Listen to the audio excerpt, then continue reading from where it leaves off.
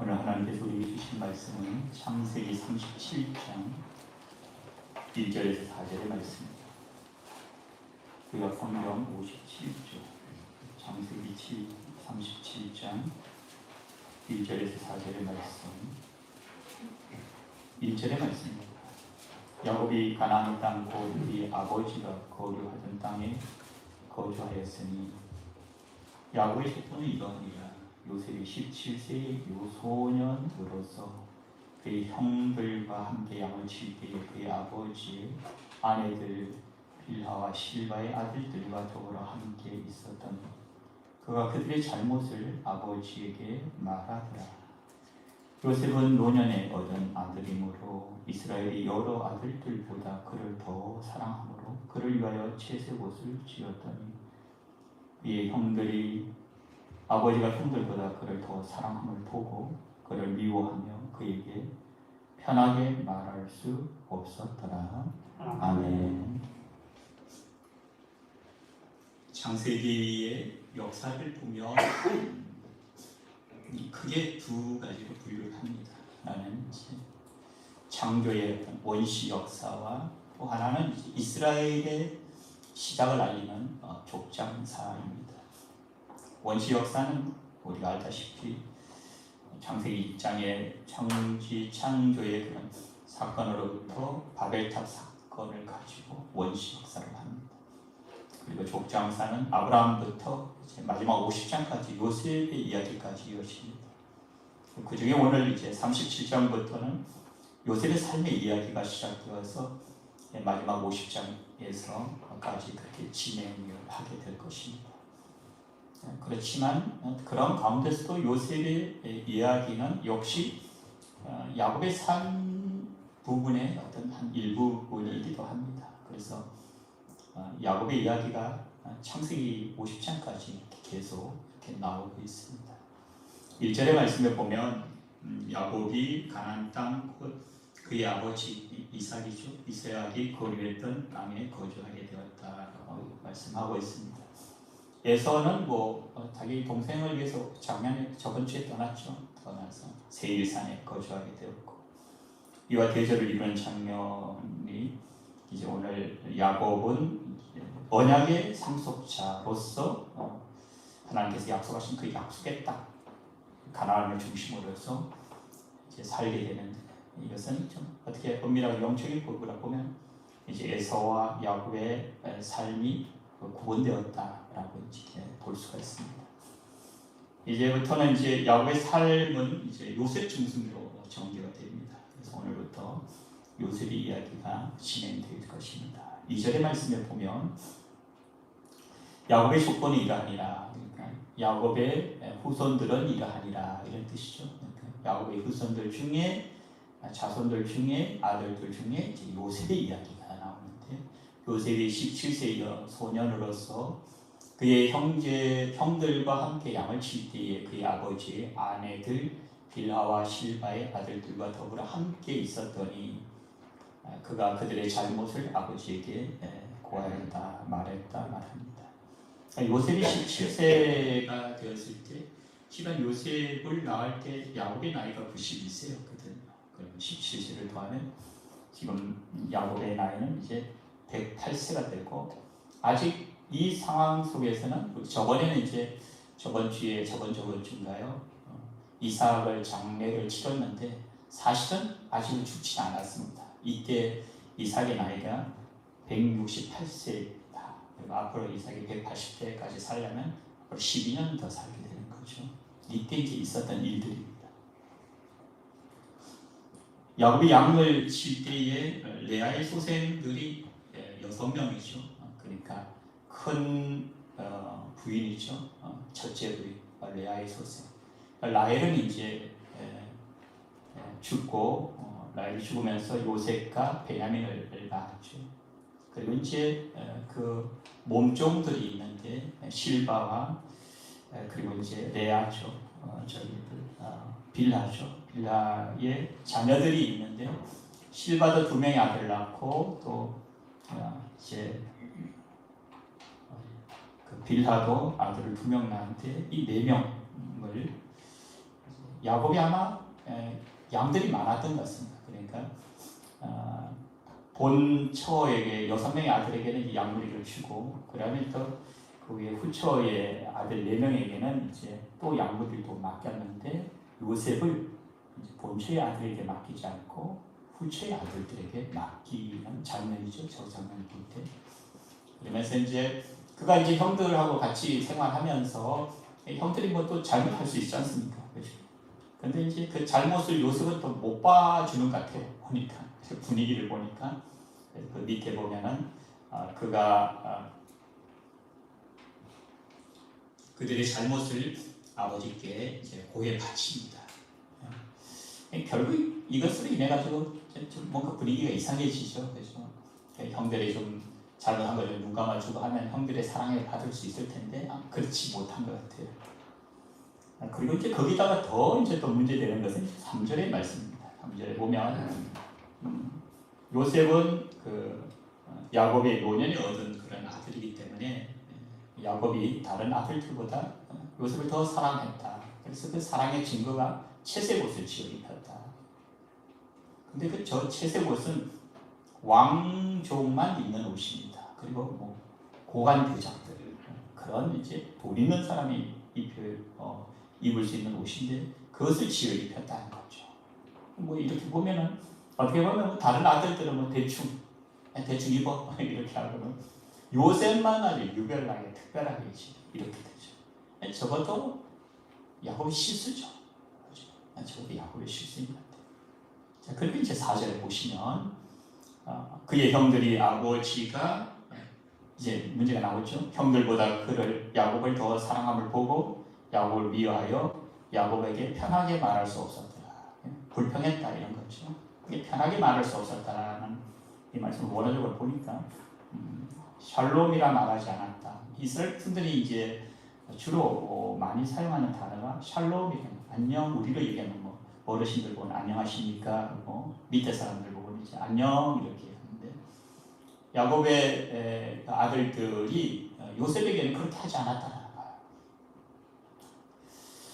사실 라헬이 좀 일찍 죽었지 않습니까? 그러면은 참 야곱이 좀 이렇게 지혜롭게 이렇게 잘 행동을 해서 아버지가 그래도 요셉이 엄마가 없으니까 아버지가 좀 신경 쓰는겠다. 우리가 뭐 충분히 저 정도는 우리가 좀 이해할 수 있지 않겠느냐.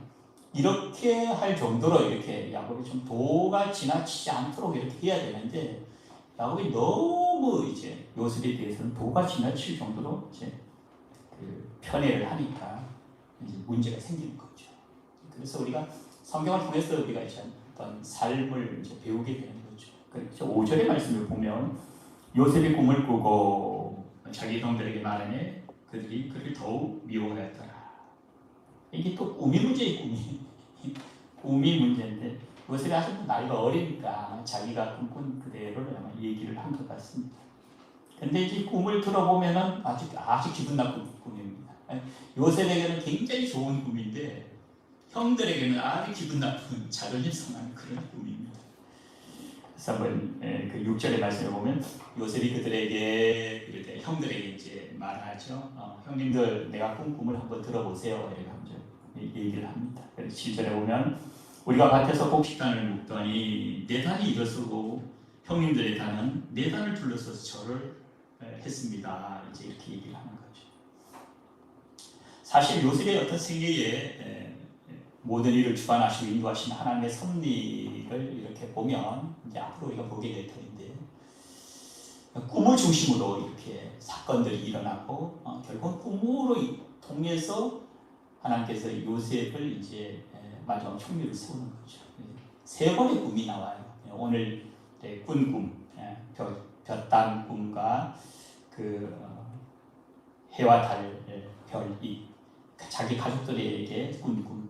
또 2번째 꿈은 요셉이 감옥에 갇혔을 때 관원장들이 있죠. 그죠? 술 맡은 관원장과 또 굽는 거는 관원장.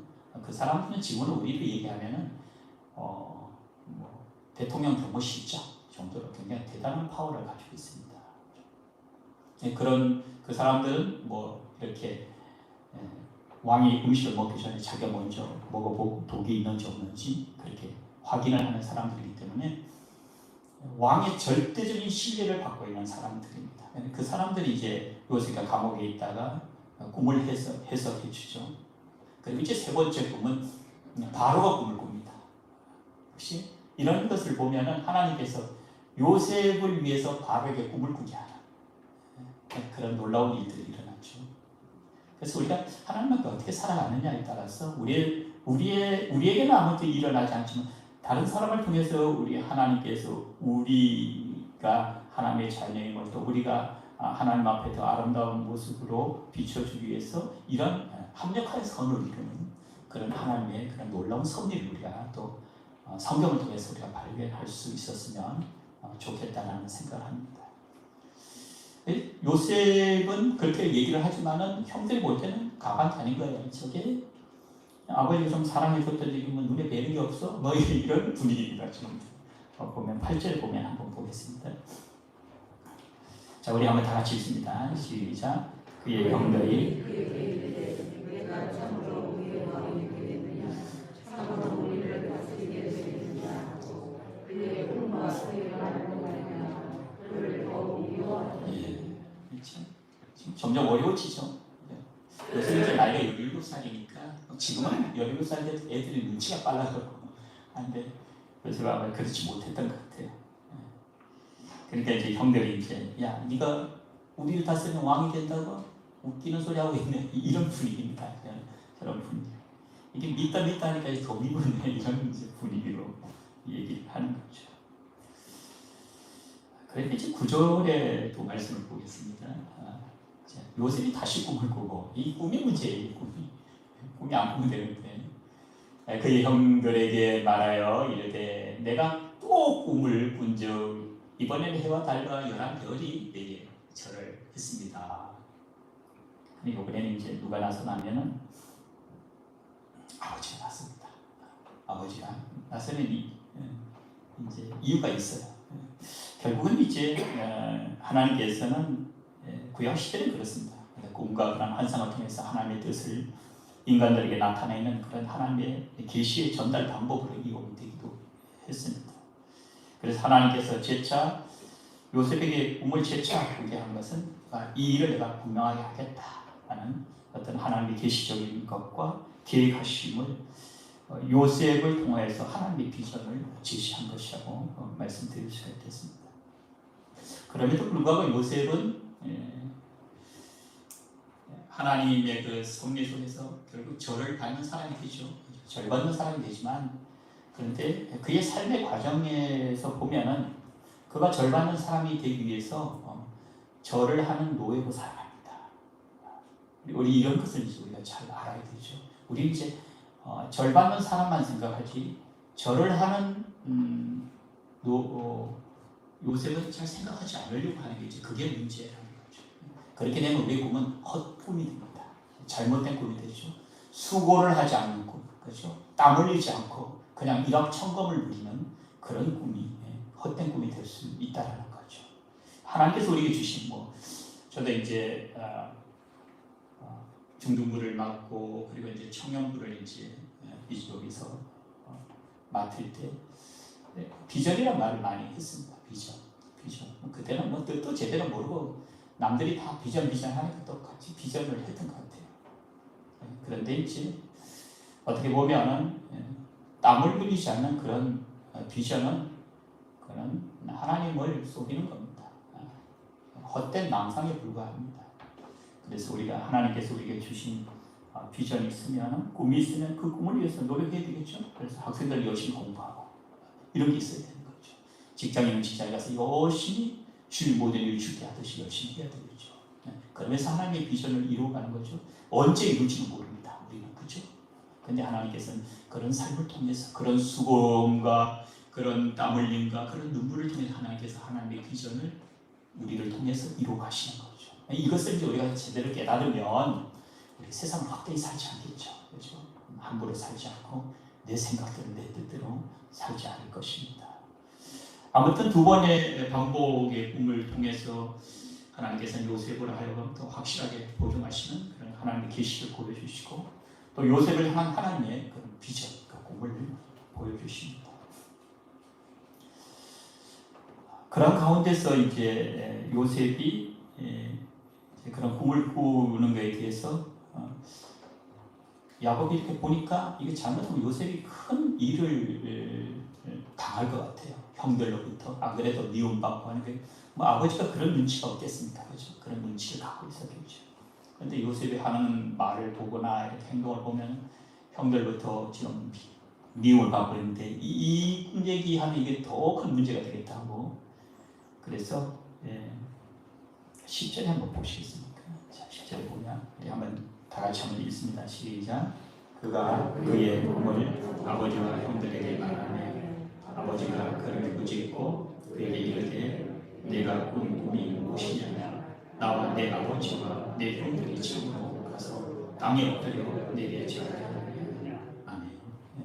여기 부짖다는 말은 비명을 지를 정도로 엄하게 책망하다 이런 뜻입니다. 완전히 그냥 애를 깔고 뭉기듯이 그렇게 책망을 합니다. 그 이유가 있어요. 물론 이제 그 당시에 어떤 동양식의 어떤 가부장적인 그런 제도 하에서 어떤 상황에서도 아들에게 부모님이 절하는 법은 없습니다. 그리고 형들이 동생에게 절하는 그런 법은 없습니다. 그런 법은 없는데 이제 꿈 얘기를 들어보니까 아버지도 엄마도 그리고 형들도 다 나에게 절을 하는 그런 이제 상상할 수 없는 그런 일. 그래서 야곱이 해는 아버지고 달은 어머니고 그리고 별들은 너희 형제들도 형들인데 어떻게 너에게 절을 한다는 그냥 그런 꿈을 어떻게 꾸냐? 그건 가당치가 말이다. 그렇게 아주 심하게 아주 책망을 합니다. 그런데 그 책망하는 이유가 있어요. 자, 11절 한번 보시겠습니까? 자, 11절 한번 다 같이 읽습니다. 그의 형들은 시기하되 그의 아버지는 그 말을 간직해 두었더라. 아멘. 아버지와 자식의 차이입니다. 그죠? 이 시기하다 이런 말이 원뜻이 뭐냐면 마음속으로 분노로 인해 가지고 이제 얼굴이 울그락불그락 그런 상태를 얘기하는 거예요. 그러니까 자기 동생이 이제 형들은 다 나한테 절할 거야 이렇게 얼마나 이제 화가 나겠어요, 그렇죠? 지금은 뭐 그럴 수도 있겠다 이렇게 출세하고 그럴 수 있겠다 생각하지만은 그 당시는 뭐 그건 꿈도 못 꿀 일이니까. 그러니까 이제 아버지가 이렇게 눈치를 보니까 요셉이 이렇게 놔두면 안 되겠다 하면서 이제 호되게 이제 책망을 한 겁니다. 그러니까 이 책망 가운데 뭐가 있냐면은 내가 요셉을 이렇게 책망했으니까 너희들은 책망하지 마 이런 게 있는 거야. 그러니까 아들을 보호하는 차원에서 요셉을 아주 호되게 책망을 하는 겁니다. 결국 이제 여기 말씀을 보면 그 말을 간직해 두었더라라는 이 말씀은 아버지 야곱이 요셉이 한 말을 간직해 두었다고 하는 것인데 이 말을 원어적으로 보면 마음의 세계에서 두고두고 생각했다 이런 뜻입니다. 그러니까 사실 형제들 앞에서는 자식들 앞에서는 막내인 요셉을 막 책망을 했지만 마음속으로는 어떻게 야곱의 마음이 어떻겠습니까? 그래 그렇게만 된다면 얼마나 좋겠니? 이런 이제 분위기를 가지고 이렇게 있었다라는 겁니다. 사실 구약시대에 성경이 완성되지 않을 때는 하나님의 뜻이 개인의 어떤 꿈이나 환상을 통해서 계시되기도 하였습니다. 그런데 이제 지금은 여러분 우리가 하나님 말씀인 성경이 완성되었기 때문에 꿈을 통해서 알아야 될 것은 극히 제한적입니다. 물론 개인적으로 특수한 경우에는 꿈이나 환상으로 계시를 받는 그런 경우도 있겠지만 솔직히 말씀드리면 굉장히 위험한 신앙입니다. 그것은 왜냐하면 자꾸 그런 걸 보면은 말씀은 안 보고 그것이 하나님과 자기 어떤 직통 계시로 그렇게 생각하고 말씀을 무시해버리는 그런 일들을 일어날 수 있다는 거예요. 결국 하나님의 백성이 하나님의 말씀을 뒤로하고 꿈이나 환상을 보려고 하면 누가 역사하겠습니까? 하나님이 역사하시는 게 아니라 마귀가 역사합니다. 사탄이. 그걸 통해서 사탄이 역사를 하기 때문에 우리가 꿈보다는 더 정확한 하나님의 말씀을 통해서 깨닫고 응답받는 것이 이것이 가장 안전한 하나님의 최고의 계시다라고 말씀드릴 수 있겠습니다. 어느 시골 교회의 젊은 옛날 이야기입니다.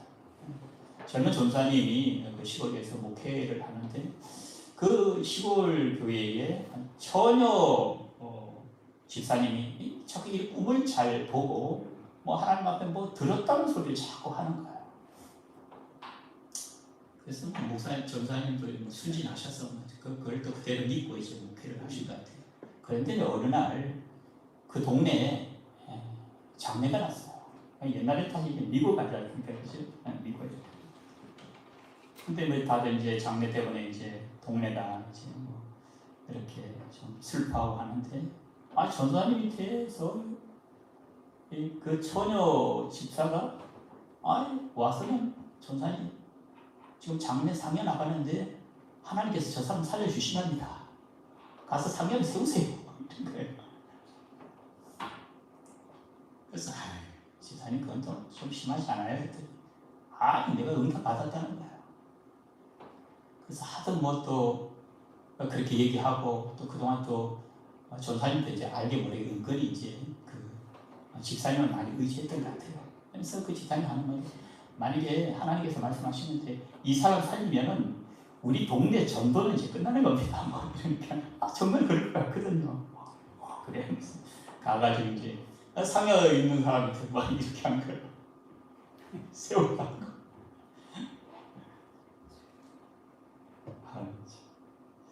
무슨 사람들 왜 그러시나 그랬더니 아니 세우라고 하나님께서 우리 집사님 말씀한테 이게 응답하셨는데 하나님께서 이분 살리신다고 세우라고 했더니 동네 사람들이 말 듣습니까? 실갱이 하다가 이제 할 수 없이 이제 세웠어.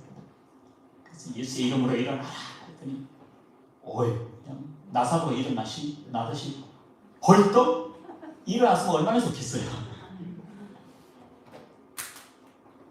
그것을 인해 가지고 사탄이 한감한 거예요. 그 전사님 거기서 목회할 수 있겠습니까? 다른 데 갔어요. 그래 다른 목사님이 오셨어요. 근데 그 교회가 끝까지 오래 못합니다. 우리가 이렇게 믿어야 돼요. 그렇죠? 하나님 말씀이 최고입니다. 하나님 말씀 성경이 최고예요. 그러니까 제가 여러분들에게 봤다고 환상 봤다고 이렇게 하는 거 믿지 마시고요. 그러니까 안 믿는 게 좋아요. 물론 하나님과의 어떤 영적 교제 중에서 꿈을 통해서 영의 세계를 체험할 수는 있습니다.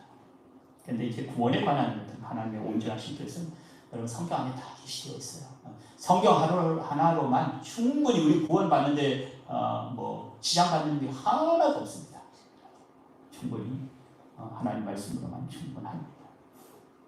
결국 하나님 말씀에 관심이 없고 마치 내가 자꾸 꿈을 보고 꿈 얘기하고 나 목사나 신령하지 이런 쓸데없는 소리 하고 다 쓸데없는 것입니다. 쓸데없는 것이 교회 안에서 기도 마치 교회 안에 전쟁이처럼 점이나 치고 사탄의 역사입니다. 용서하세요. 100% 사탄의 역사입니다. 목사가 혹시 그러면은 용서하세요. 자꾸 이런 말 했으시죠. 쫓아보내버리세요. 그 목사 가짜입니다. 하나님 말씀을 지키는 것도 힘들어 죽겠는데 그렇지 않습니까? 꿈은 좋은 것이지만 잘못된 꿈과 잘못된 해석은 자신은 물론이고 교회를 무너뜨릴 수 있는 그런 악의 도구가 될 수 있습니다. 그래서 우리의 믿음의 덕을 세우지 못한 것 같아요. 그렇죠? 여러분이 잘 보세요. 참 믿음이 있고 교회 이렇게 일을 하고 하지만 그 사람이 삶 속에서 덕을 세우느냐, 덕을 세우면 그 믿음은 진짜입니다. 그런데 덕을 못 세우면 미안합니다. 그건 가짜예요. 덕이 없는 믿음은 가짜입니다. 교회에서는 말입니다. 목사님 척하고 거룩한 척하고 집에 가서는 또 못된 짓 하고 용서하세요. 가짜입니다. 변함이 없어야 돼요. 하나님의 백성들은 교회에 있으나 그래서 교회 와서는 뭐예요? 예배 드리듯이 우리가 하나님 앞에 예배를 드리지 않습니까? 그래서 세상 나가서는 예배 드리듯이 살아야 돼요. 교회 와서는 거룩한 척하고 세상 나가서는 온갖 욕설에다가 못된 짓 다 하고 그리고 교회 와서는 또 이렇게 하고 하나님을 우롱하는 행위입니다.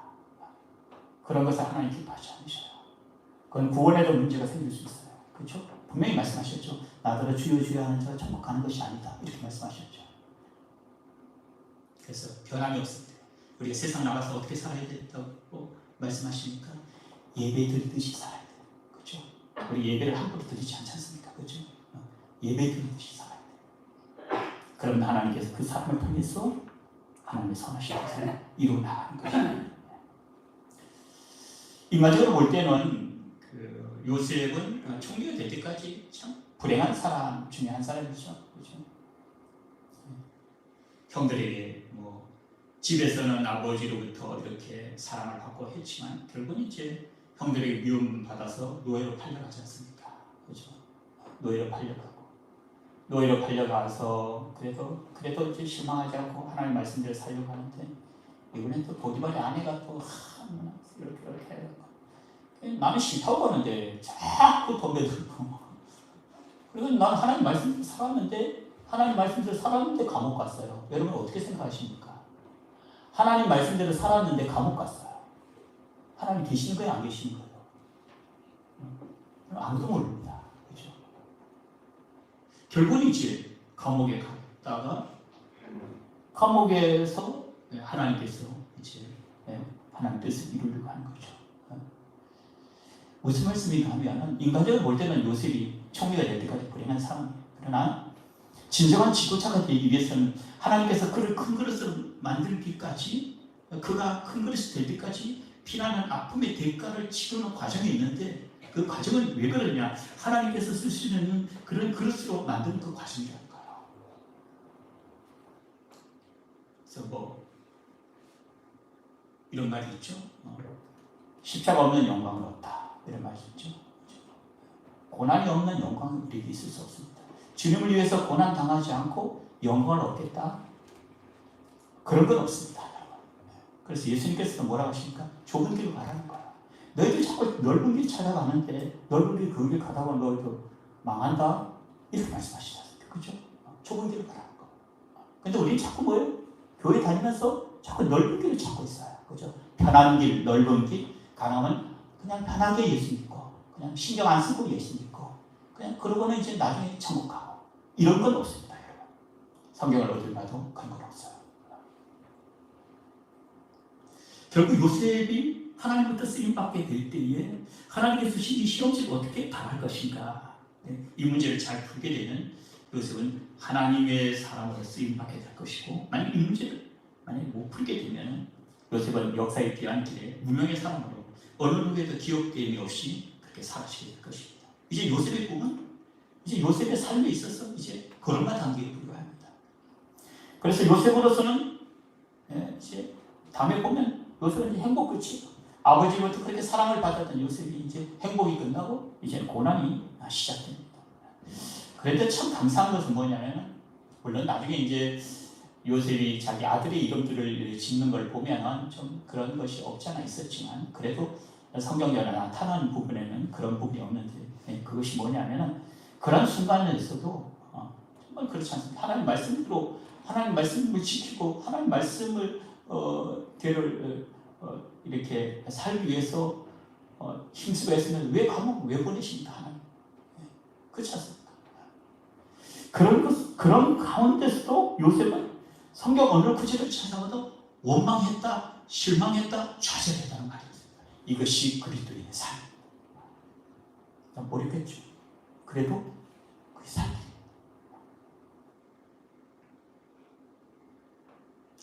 오히려 요셉의 삶은 가시밭에서 백합화가 많은 가시 속에서 백합화가 이렇게 자라고 있어요.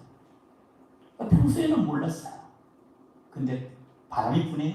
동남풍아 불어라 서북풍아 불어라 부르니까 이 가시가 백합화를 확 다 찢어버리는 거예요. 이게 고난이죠.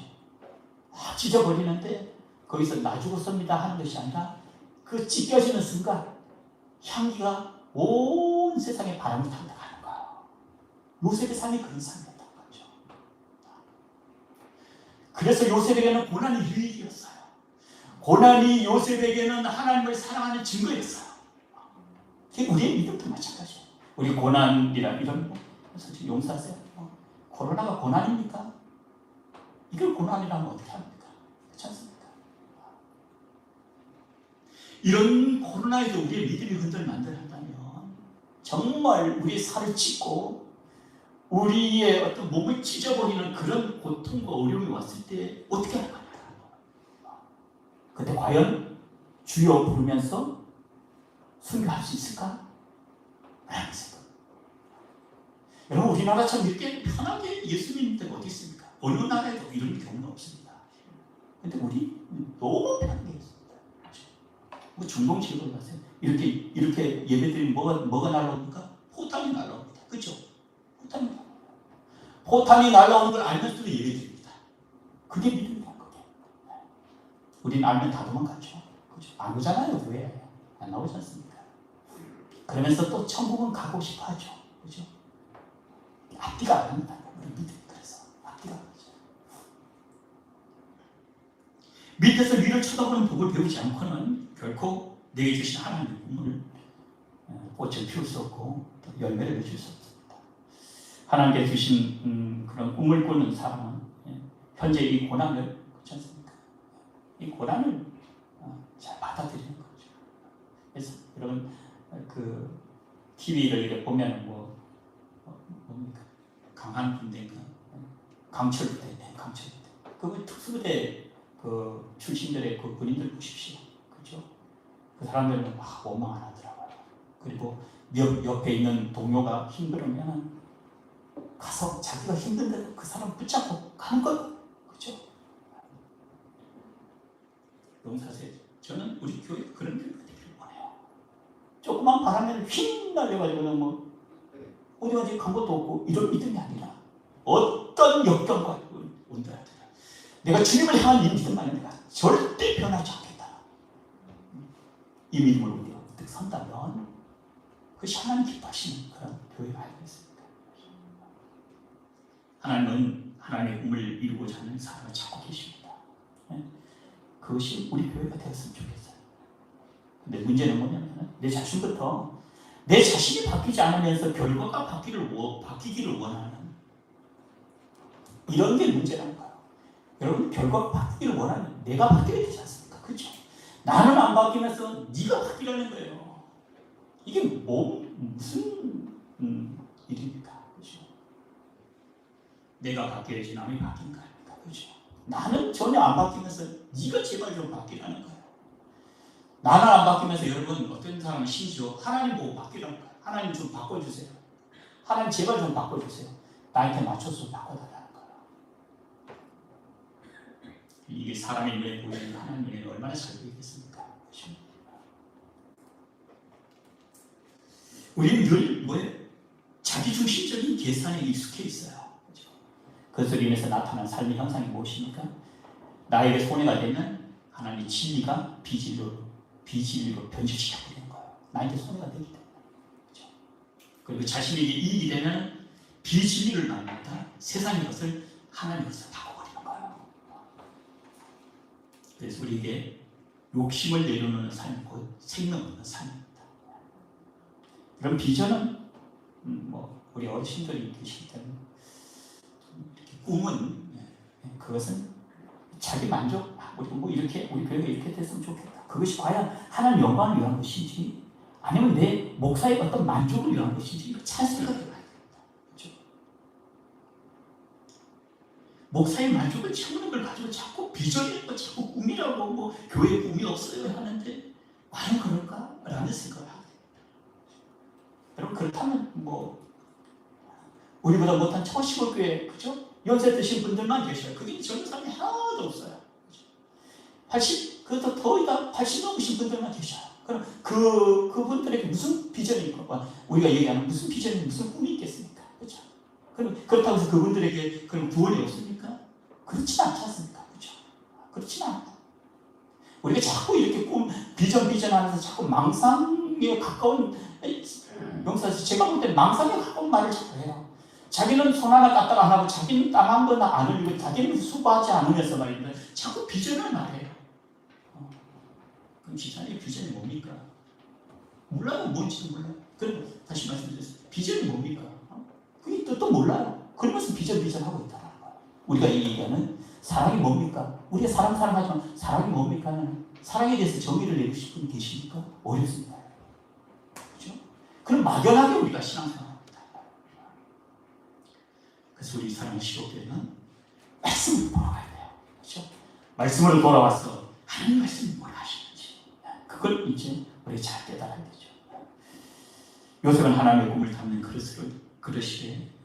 그 꿈을 통해서 마침내 애굽에서 절 받는 자에서 그렇죠?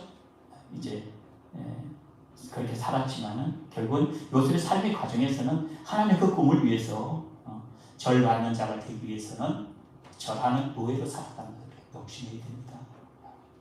우리 교회가 그런 교회로 꿈꾸게 되도록 그런 교회로 꿈을 꾸고 또 이 꿈이 이루어질 때까지 우리는 변함없는 믿음으로 하나님 사랑하고 오늘 우리 사랑은 또 권사님이 기도했듯이 우리 지사님이 또 이렇게 멘트했듯이 그래요. 저는 제 꿈이 뭔지 아십니까? 제가 농촌교회에 있으면서 제 꿈이 있었어요. 교회 부흥하게 하시옵소서 뭐 그런 것도 있겠지만 그거보다 더 큰 꿈이 뭔지 아십니까? 이 귀한 분들을 이제 얼마 남지 않은 이 귀한 분들의 인생을 이분들을 믿음으로 잘 인도해서 하나님 나라로 보내드리는 것이 제 꿈이었어요. 지금도 그 꿈은 변하지 않습니다. 제 비전이 잘못됐습니까? 그렇지 않아요. 그래서 이런 헛된 망상 꿈꾸지 마시고 우리가 뭘 하나님이 원하시는지 잘 우리 깨닫고 믿음으로 승리하는 우리 믿음의 식구들 다 되시기를 다시 한번 주님의 이름으로 축복합니다. 거룩하신 아버지 하나님 은혜와 사랑을 감사드립니다. 고맙습니다. 내가 수고하지 않으면서 자꾸 비전만 말하는 그런 어리석음을 범하지 않게 도와주시고 오늘 이렇게 우리가 하나님 앞에 거룩하게 예배드리듯이 세상에 나가서도 예배드리는 것처럼 하나님 앞에 아름답게 살아갈 때 하나님께서 그 귀한 분들을 통해서 하나님의 꿈을 이루어갈 수 있사오니 우리 사랑하는 시도교회가 이 사명을 감당하시도록 은혜를 베풀어 주옵소서. 그런 가운데 하나님 질병이 떠나가고 문제가 해결되고 하나님의 백성으로서의 권세를 누리는 그래서 천국의 소망 가지고 날마다 승리하는 하나님의 신실한 백성들 되시도록 복의 복을 다하여 주옵소서. 감사드리며 예수님의 이름으로 기도하옵나이다. 아멘.